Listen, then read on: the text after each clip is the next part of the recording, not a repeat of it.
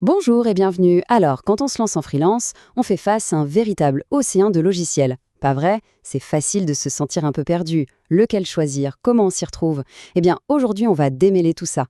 L'idée, c'est de construire ensemble la boîte à outils numérique idéale pour pouvoir avancer sereinement. Cette phrase de Ngoka Akao, elle parle à beaucoup de monde, je crois. C'est un sentiment super courant. Toute cette paperasse, les devis, les factures, ça peut vraiment faire peur au début. Mais la bonne nouvelle, c'est que les bons outils peuvent transformer cette angoisse en quelque chose de beaucoup plus simple. Et si on changeait complètement de perspective? Un logiciel, finalement, ce n'est pas juste une ligne sur un relevé de compte. C'est comme si on recrutait quelqu'un. On embauche un outil pour une mission bien précise, un travail à accomplir. C'est l'approche Jobs to be done. Alors, c'est quoi la toute première mission qu'on devrait déléguer? La première mission, c'est souvent le temps. C'est la ressource la plus précieuse. Savoir où il passe, c'est la base. Mais la vraie question, ce n'est pas tant le comment on le suit, mais plutôt pourquoi. Et ça nous amène à un choix qui est presque philosophique. Est-ce qu'on part sur un outil basé sur la confiance ou sur la surveillance? En gros, il y a deux écoles. D'un côté, on a des outils comme ToggleTrack. Leur but, c'est de donner des infos pour mieux s'organiser, pas pour fliquer. De l'autre, on trouve des logiciels de surveillance pure et dure, avec capture d'écran, suivi d'activité. Et comme le souligne Toggle, cette approche paradoxalement peut complètement casser la productivité parce qu'elle détruit la confiance. Ce message de Toggle est très clair et très fort. Ils le disent noir sur blanc, leur philosophie, c'est l'opposé de la surveillance. Ça montre bien que le choix d'un outil n'est jamais anodin. Il dit quelque chose sur la culture de travail qu'on veut mettre en place, même quand on est tous à la bord. Bon, passons à la mission numéro 2, et sans doute la plus critique pour un indépendant, se faire payer. Le chemin entre le devis et l'argent sur le compte en banque doit être le plus court et le plus simple possible. C'est non négociable. Ce témoignage d'Émilie Chevalier y résume tout. L'impact d'un bon outil de facturation, c'est énorme.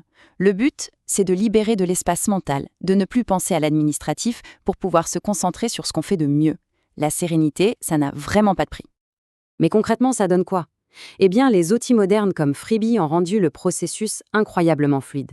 Un devis, quelques clics. Le transformer en facture, un seul clic. Et proposer un paiement en ligne simple pour le client, c'est intégré.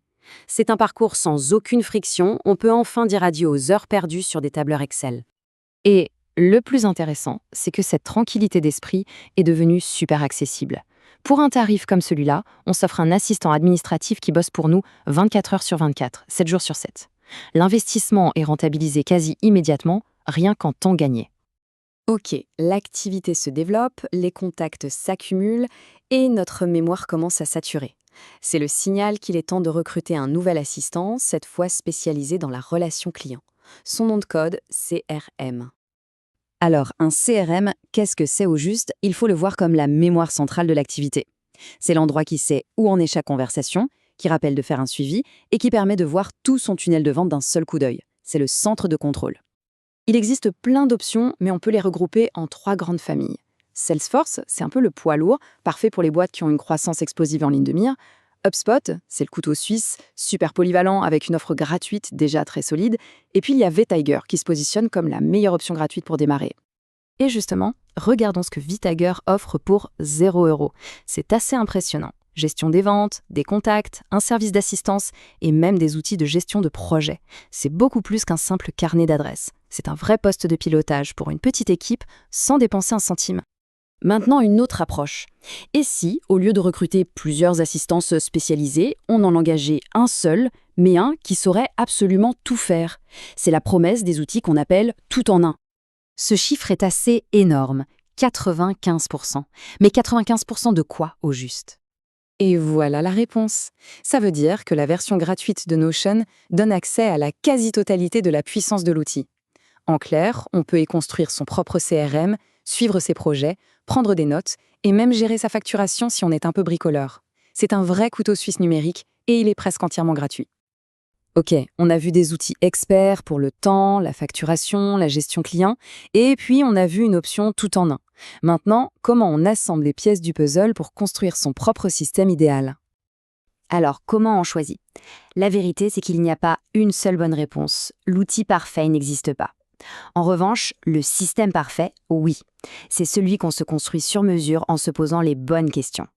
Le point de départ, c'est soi. Quelle philosophie de travail? Confiance ou contrôle? Côté budget, On démarre en mode gratuit ou on peut se permettre un petit abonnement? Et puis, est-ce qu'on préfère la simplicité d'un outil qui fait tout ou la puissance d'outils experts qui font une seule chose, mais parfaitement? Les réponses à ces questions dessinent petit à petit le contour de la boîte à outils idéale.